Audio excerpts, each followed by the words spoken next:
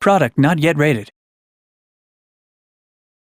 Hey guys, my name's Tomasz Gop. I'm an executive producer at CI Games working on Lords of the Fallen, our action RPG that's been in development since 2011 and it's going to come out this year on PlayStation 4, Xbox One and PC. Let's roam a little bit around Old Monastery, and in the meantime I'll tell you about some crucial ideas that drive the development of our game. First few combat encounters you will see here focus around faster and agile opponents, so I'll try to use lighter gear and maneuver right. For example, trying to get the perfect positioning and perfect timing for an effective critical strike. It requires a little bit of practice, but is well worth the effort. The world we set the game within is very old, and the legend has it that a couple thousand years ago, people have fought and successfully defeated their god together with his demonic army, and it's since then that they believe evil can be completely cast away from human nature. Each individual who commits a deadly sin is forever marked with a tattoo across the face, becoming an outcast for an entire lifetime.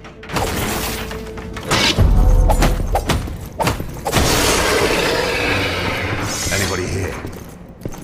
Harkin, our hero, has a very dark past behind him, and because of that, when the demons, or the Roger as we call them, started to reappear, he is assigned to face the threat.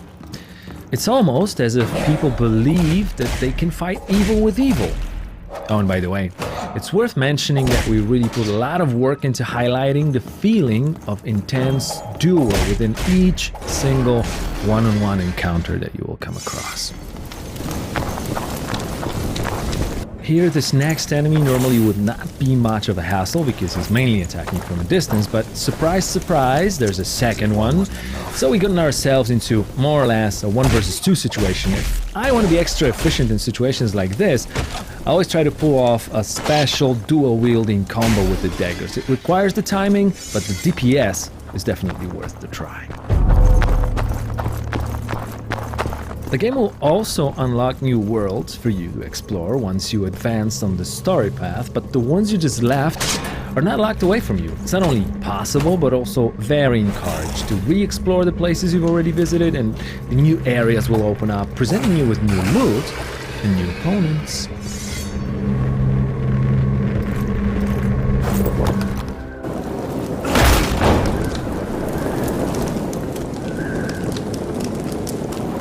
All quiet here too, old man.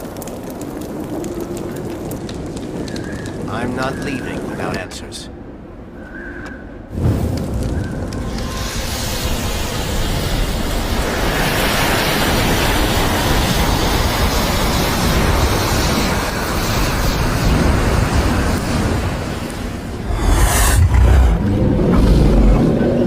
This one here is a different type of opponent. He's bigger, stronger, more aggressive, but also he's not defending himself, so we'll try a different type of timing with this guy, using a heavier gear. Since we're not a slasher, certain things will not work, like mashing the button, for example. Blocking, well, that probably won't get you far in the long run. So let's set the pace right here. I'll get in, wait for time to deal slower and stronger strike, then get out, rinse and repeat. It's quite useful with heavy weapons like this hammer, and you can even charge the attacks. Another one bites the dust.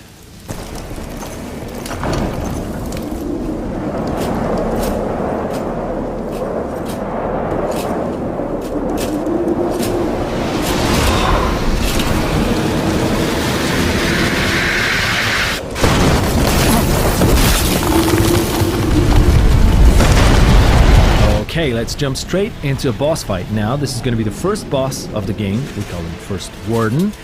And we wanted him to resemble an honorable knight, fighting and obeying his demonic codex. Gameplay-wise, our goal was to mix action with RPG in a way where all elements, including story, world, and characters, revolve around the user experience. In our case, that means combat and character development. Basically, there are two main pillars of combat in Lords of the Fallen: melee fighting and magical, supernatural skills. The first one is fairly tactical and rewards players who like the feeling of learning and that special sense of becoming proficient at game mechanics. The magical side of Lord's Combat, on the other hand, even though it's not covered in this video, is designed to feel very spectacular and powerful. But that is also not the only reward that comes with using it. Our goal was to give players the means to distribute the process of learning how to play the game along the time they choose. You'll always be able to use magic at times when the difficulty spikes, so it's up to you if you want to use advanced strats instead, especially if that might get you a better loot. There are 3 character classes that you can choose from at the start of the game: Warrior, Cleric and Rogue, and they will determine the set of spells that manifest your playing style. Apart from that, the statistics of a character, the gear that you want to use, can be freely mixed regardless of its suggested class association. For example, if you're more into heavy weapons but still want to keep that light rogue armor, there's no reason not to try this combination out. Or defensive play with a shield or an offensive dual weapon approach, they both can be mastered and become lethal with enough skill and persistence.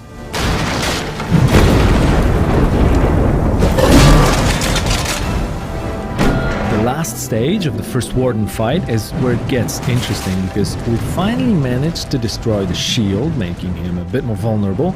At the same time, we pushed his aggression a little bit over the edge. If you remember not to get greedy and deal too much damage at too short amount of time, you can make it. Just please try to avoid his special attack, as it can stun lock you, and of course, we wouldn't want that, would we?